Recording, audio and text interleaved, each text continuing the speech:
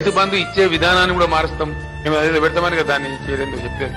Satellite ద్వారా geo tag మన tag పెట్టి అదే పెట్టి దాంతో ఫోటోలు తీసి సాగు చేసినకే చేస్తాం. దాంతో రాదు సావదు అవన్నీ ప్రయోగాలు ఎప్పుడో ఫెయిల్ అయ్యాయి. అంటే ఏమైతుంది ఇప్పుడు రైతు బంధు వీళ్ళు ఇయ్యరు, వాళ్ళు ఎగబెట్టదలుచుకున్నారు. అసలు సంగతి రైతు బంధు ఏంటంటే మేము అప్పుడు వేసిందే దాదాపు 15,000 కోట్ల రూపాయలు. ఇప్పుడు వీళ్ళు చెప్పిన ప్రకారం ఏంటంటే ఇంకో 5-6 వేల కోట్లు పెరుగుతుంది.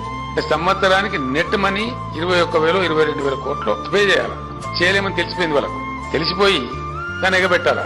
ఎగబెట్టాలని ఏం చేయాలా? కుంటి సాకులు చెప్పాలి.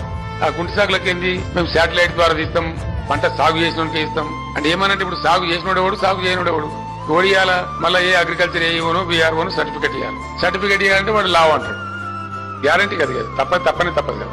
ఇప్పుడు వ్యవసాయం చేయనుంది చేసినట్టు రాస్తారు, చేసినోంది చేయనట్టు రాస్తారు. వానికి ఇస్తే రాస్తాడు, లేకపోతే రాయడు. అంటే ఏమైతుంది, రేపు రైతు బంధు అనేది ఒక అపాస్యం చేయాలని, దాన్ని ఫెయిల్యూర్ చేయాలని, ఫైనల్ గా ఎగబెట్టాలనే ప్రయత్నంలో ప్రభుత్వం ఉన్నది అనే ఒక నిశ్చితాభిప్రాయానికి ప్రజలు వచ్చింది. రైతులకు తెలిసిపోయింది ఏదో గోల్మాల్ గోవిందం ఉన్నది తప్ప ఇచ్చే పరిస్థితులు లేరు. వీళ్ళు ఇవ్వలేము అని చెప్పలేక ఇవన్నీ డ్రామాలు ఆడుతున్నారు.